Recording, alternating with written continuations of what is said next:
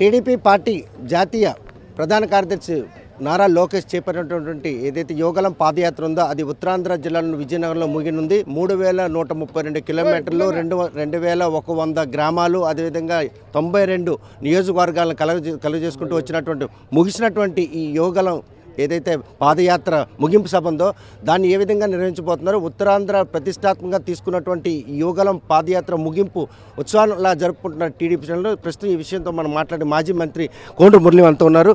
చూస్తే కనుక యోగలంతో ఒక్కసారిగా అధికార పార్టీలో ఒక గుండెలో రైళ్లు పరిగెంటించే పరిస్థితి. ఆయన ప్రారంభించిన నాటి నుండి చివరాంకం వరకు కూడాను సభావేదిక ఇచ్చేందుకు కూడా అనుమతులు లేనటువంటి ప్రత్యామ్నాయ నేపథ్యంలో ఈరోజు విజయనగరం జిల్లాలో చేపడతారు. ఏ విధంగా యోగలం ముగింపు సభ జరగబోతుంది? యువగలం అనేది యువకుల కోసం ప్రారంభించారు లోకేష్ గారు. కానీ అది నిరుద్యోగ యువగలంగా జరిగింది, గలంగా జరిగింది. అలాగే ఎస్సీ ఎస్టీ సంబంధించిన గలంగా జరిగింది, బలహీన వర్గాలకు గలంగా జరిగింది, రైతు గలంగా జరిగింది. సో ఆయన నడిచిన ఈ 3200 కిలోమీటర్లు దగ్గరలో ప్రతి ఒక్కరూ కూడా ఆయన రిప్రజెంటేషన్ ఇవ్వడం అయింది.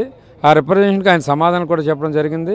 ఖచ్చితంగా రేపు రాబోయే ప్రభుత్వంలో అవన్నీ కూడా పేద ప్రజల యొక్క ఆకాంక్షలు తీర్చడానికి లోకేష్ బాబు గారు యువగలం పేరుతో వెళ్ళే ఈ సభ, రేపు జరగబోయే సభ ఖచ్చితంగా 6 లక్షల మంది అటెండ్ అవుతారని మేము భావిస్తున్నాం. ఇంకా ఎక్కువ అటెండ్ అవుతున్నారు. ఎందుకంటే ఈ ప్రభుత్వం మీద ఏ వర్గం కూడా సంతోషంగా లేదు.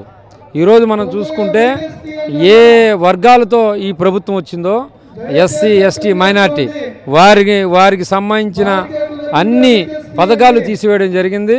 ముఖ్యంగా దళితులకు సంబంధించి ఎస్సీలకు సంబంధించి 27 పథకాలు తీసివేయడం జరిగింది. వారికి సంబంధించి వారి కాళ్ళ మీద నిలబడడానికి ఎస్సీ కార్పొరేషన్ ఉండేది, దాన్ని నిర్వీర్యం చేయడం జరిగింది.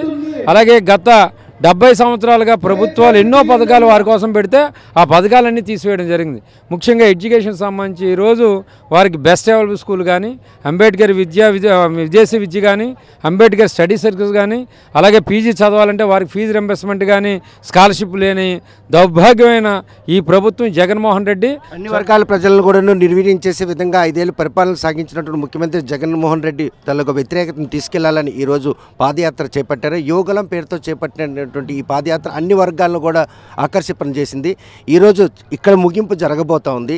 ఈ తరుణంలో అధికార పార్టీ ఇన్ఛార్జీలు మార్చుకునే పరిస్థితి దుర్భరగతి. ఎందుకంటే అంటే టీడీపీకి జనం ఆకర్షితులైన వారితో పాటు జనసేన కూడా ఈరోజు సంఘీభావం అంటే వారు కూడా పొత్తుల్లో భాగం కలవడం, ఈ రెండు కలయిక మాత్రం వాళ్ళకి పూర్తి మూలాలు కదిలే నేపథ్యంలోనే ఈరోజు ఇన్ఛార్జీలు మార్పు ప్రక్రియకి శ్రీకారం చుట్టారు ముఖ్యమంత్రి. రేపు రాబోయేది తెలుగుదేశం జనసేన ప్రభుత్వం.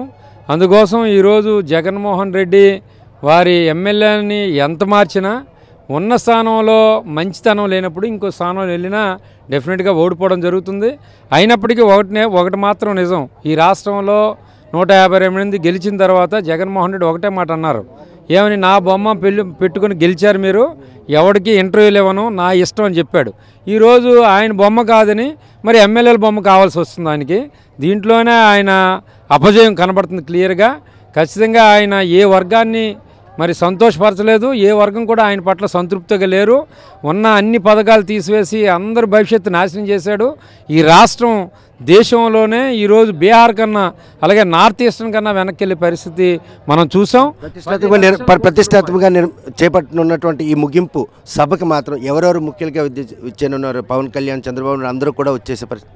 డెఫినెట్గా రేపు చంద్రబాబు నాయుడు గారు, అలాగే మా యువ నాయకుడు లోకేష్ బాబు గారు, జనసేన అధిపతి మరి పవన్ కళ్యాణ్ గారు, అలాగే నాదెండ్ల మనోహర్ గారు, ఇలా అలాగే మాకు సంబంధించిన పార్టీ అత్యుత్తమైన కమిటీ అందరూ కూడా రావడం జరుగుతుందని సందర్భంగా తెలియజేస్తున్నాను.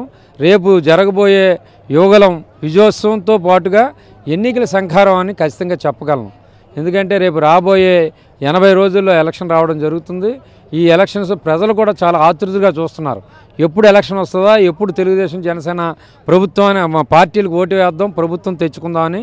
డెఫినెట్గా వారి ఆకాంక్షలకి అనుగుణంగానే మా ప్రభుత్వం డెఫినెట్గా చంద్రబాబు నాయుడు గారు అలాగే పవన్ కళ్యాణ్ గారి ఆధ్వర్యంలో వచ్చే ప్రభుత్వం వారి ఆకాంక్షను తీరుస్తుందని కూడా ఈ సందర్భంగా మీకు తెలియజేస్తున్నాం. చూస్తే ఉత్తరాంధ్రలో నిర్వహిస్తున్నటువంటి ఏదైతే ఈ యోగలం ముగింపు పాదయాత్ర సభ ఉందో ఆ సభను మాత్రం సక్సెస్ చేసేందుకు ఈ ఉత్తరాంధ్రతో పాటు రాష్ట్ర నలుమూలను కూడాను ఇక్కడికి కార్యకర్తలతో పాటు జనసేన టీడీపీ నేతలు కూడా ముఖ్య నేతలు కూడా హాజరు కానున్నారు. సభా ప్రాంగణం వద్ద మాత్రం ఏర్పాట్లు ముమ్మరంగా జరుగుతున్నాయి.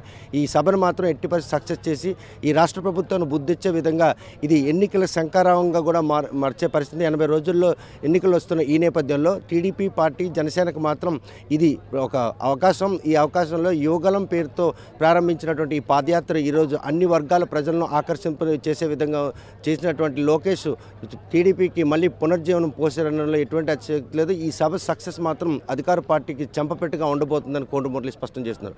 వీడియో జర్నలిస్ట్ రాంకృష్ణతో సత్యం, RTV శ్రీకాకుళం.